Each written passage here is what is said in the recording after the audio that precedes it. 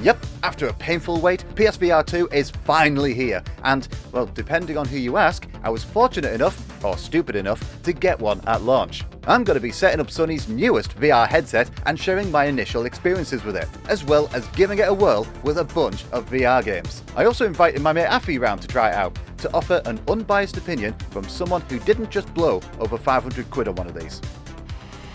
So hello fellow gamers, and after such a long wait, does PSVR2 live up to the hype?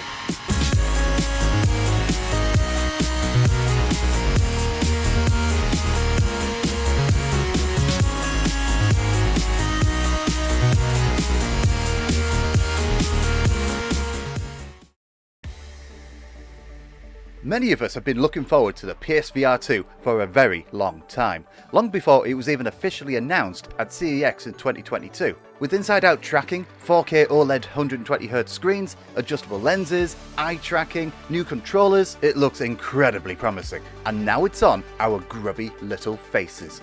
So after waiting for so long for the newest iteration of virtual reality, does the PSVR2 live up to the hype?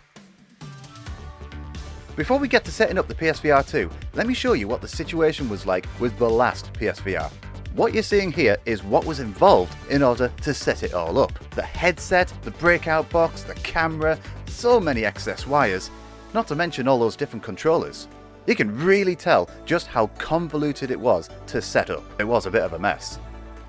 But with the release of PSVR2, Sony have been able to get back to the drawing board and vastly simplify this whole process. Now, I'm not really going to do a whole unboxing here, as it's already been done to death at this point. All you get in there is the headset, sense controllers, and a box with a charging cable, headphones, and instructions. That is about it. This Horizon bundle also included a download code for Call of the Mountain, which we'll definitely be trying out later. But other than that, there's really not a lot in there. Unboxing the Sense Controller charging station, which is sold separately, was similarly straightforward. The charging station includes these USB Type-C charging connectors you plug into the Sense controllers, so that you can just drop them onto the station to charge when you're done with them. Now, if you got the lot in one go, like I did here, you might be tempted to just put those little connectors into the Sense controllers straight away. I mean, certainly I was, but I'd advise you hold off doing that yet, and that's because you've got to set up the PSVR2 first. And that setup was very simple. One single, albeit rather hefty, USB-C cable plugs into the front of the PS5, and that's it, we're done! Well, no, actually, we still had a lot more of the setup process you have to do. Oh, we have a red light. Oh my god, that's even better! That's even better than I imagined. Let me see. Yeah. We then went through the initial setup, which outlines how to put the headset on, how to adjust the lenses for your eyes, set up your play area, and configure the eye tracking. It was pretty quick to set up actually, and what I like is that we didn't need to repeat this process every time we reconnected the headset, though it did need setting up again for each user profile. Something we were subjected to when putting the headset on for the first time was the see-through view, and it really threw me off at first. I know it sounds daft, but it was really creepy seeing my own hands before my eyes, knowing full well I was wearing a headset that obscures my vision. But I soon found myself getting used to it and using this mode quite a lot actually, to talk to anyone with me or to reach for the controllers, or perhaps my drink. I really like the idea of the play area as well. It will tell you in the headset when you're reaching the edge of it, plus you can change it at any time, and you're not simply being restricted by an external camera like with the old one. So with it all set up, it was time to finally check out some games. Now, since the Horizon bundle included a download code for Call of the Mountain, we'd have to wait for that to download before we could try it out.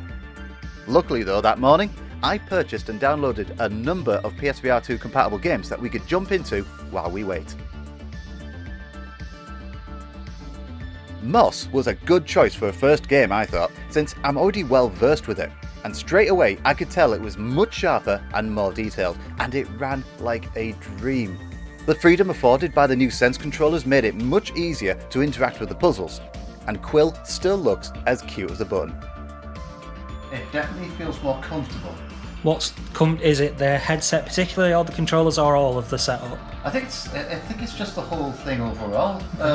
This is a little lighter to wear. How much better the graphics appear. Okay. And how everything moves a lot smoother as well.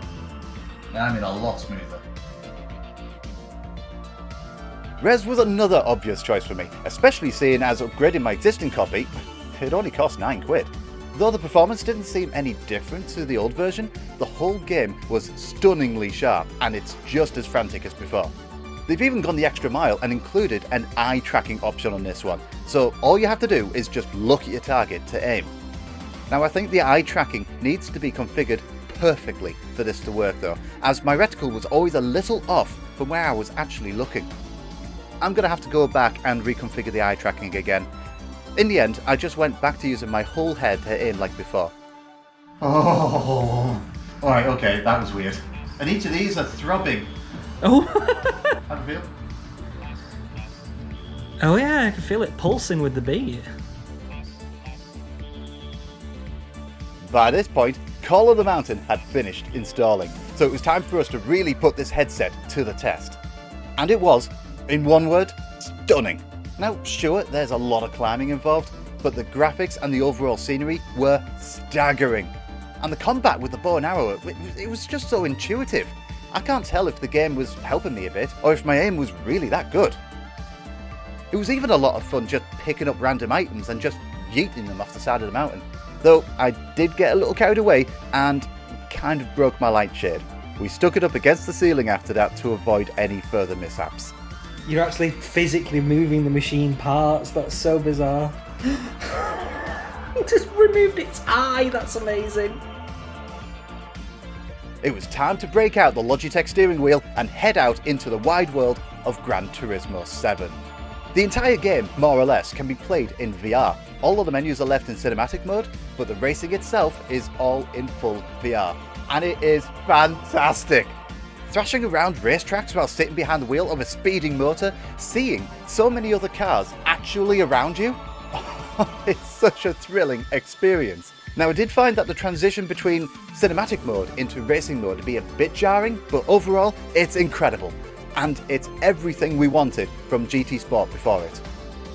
Absolutely, overall knackering. The whole thing has just been a really eye-opening experience, actually. It's been pretty good. So yeah, bring on the big leagues! After all that excitement with GT7, I settled into a few rounds of Tetris Effect Connected. And all in all, it looks much nicer on this than its predecessor, much sharper to the eye. But it's not as easy to play using just those sense controllers, given they don't have a D-pad. It was far better playing this with a dual sense because you don't want the travel of an analog stick on a precision and often fast-paced puzzle game. In short, it runs just the same here as before. It's just a lot sharper. No Man's Sky's Fractal update brought PSVR2 support, amongst other things, and it wasn't available to me right away. Its update only appeared on my PS5 later that evening. Once I got a hold of it though and I booted it up, I soon noticed that the picture was extremely soft. You might even say it was adopting reversed foveated rendering, right? Where everything is blurry when you look at it. Apparently though, this is an issue on PC VR as well. Some of the controls appear to have changed slightly from PSVR1, which did throw me off a bit, but it didn't take me that long to get used to them. Other than that though, it ran smoothly and it was still a hell of a lot of fun, just like it was before. I still think there is a steep learning curve to getting used to No Man's Sky in VR if you haven't played it before, so you'll want to take it slow at first. So, what did I think of it? Well, firstly, I'm really loving that simpler setup process. There isn't a breakout box and a whole mess of wires to have to sort out. You just plug it in and you get on with it. I am loving that. The PS5 only games looked absolutely stunning through this as well. Titles like Horizon and GT7 really do a fantastic job keeping you immersed in a whole new virtual world. The other games that were also on the last PSVR, admittedly they don't look as great, well as you might expect, but they still look a lot better than before. They're much sharper and they run smoother as well. Also, there's no wobble backwards and forwards anymore. That was a common problem with the old PSVR. You could be completely motionless and yet your view would be bobbing in and out. Apparently that's down to the external camera having trouble tracking the headset, and that ain't gonna help you if you suffer from motion sickness. Definitely glad to see that issue gone now. I didn't experience any drifting either like with the last PSVR. This was something that was most noticeable when in cinematic mode, playing a flat game in the headset. The screen would drift to one side and like every 10 minutes you'd have to reset your position. Didn't experience any of that with PSVR2, and that is brilliant. Now, I know the screen in the headset is a much higher resolution than the old one, but I did still notice the odd aliasing along some edges, the jaggies, albeit this was most noticeable in the older ported games and not so much on titles like Horizon that have been made with the PSVR2 in mind. So we're probably going to see a lot less of that going forward.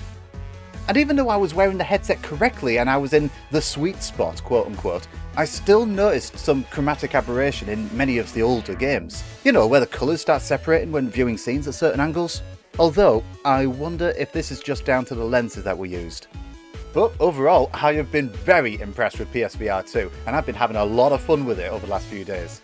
In fact, on the Friday following its release, I spent over 3 hours in GT7, in VR, with the steering wheel, and I hadn't even realised. No motion sickness, no eye strain, just back-to-back racing. I mean, the fact that I lost track of so much time without even realising it, it just shows how well PSVR2 works and how immersive it can really be. So I'd definitely recommend you get it, right? Well, that's where things get a little difficult. I mean, absolutely, it is fantastic. It does everything the old PSVR does, and then some, and it cranks it up all the way up to 11. Anyone who's got a PS5 who has some extra cash and loves the idea of VR, then PSVR2 is a no-brainer. But it's only just come out, and even though there are a lot of launch titles, not a lot of them right now take full advantage of this VR headset. And, well, it has to be said, it's difficult to recommend a £530 accessory when we're in the midst of a cost of living crisis. So I'd say, for most of you, give it a while. The price might come down a little bit over time, and certainly more games that take advantage of the headset's features will come out too, which will give you a better justification for getting one. So really, I'd only recommend getting it now if you're really into the idea of VR and you have the cash to spare. Now, some of you may be asking, what have you done with your old PSVR? Well, I'm certainly not throwing it out, that's for sure. It's now set up in the gaming room. It's really sweet having a VR setup in here now, so I can play more of my game library in here, as well as take advantage of its cinematic mode to have a much larger display in here than my 32-inch TV can afford. I am hoping that in the long run that the bobbing and drifting issues that I've had with this in the past will be reduced now that I'm using it far closer to the camera. But yeah, PSVR 2, I'm absolutely loving it. But we really could do with more games that take full advantage of it. I guess that's the price you pay for early adoption. But what about you? Did you get a PSVR 2? Or are you considering getting one? Or do you think it's just not worth it? Let everyone know down below in the comments. And hey, while you're down there, a like is always appreciated if you enjoyed the video, and there's always that subscribe button if you want to hear more from me. Thanks so much for watching, and I'll catch you all next time.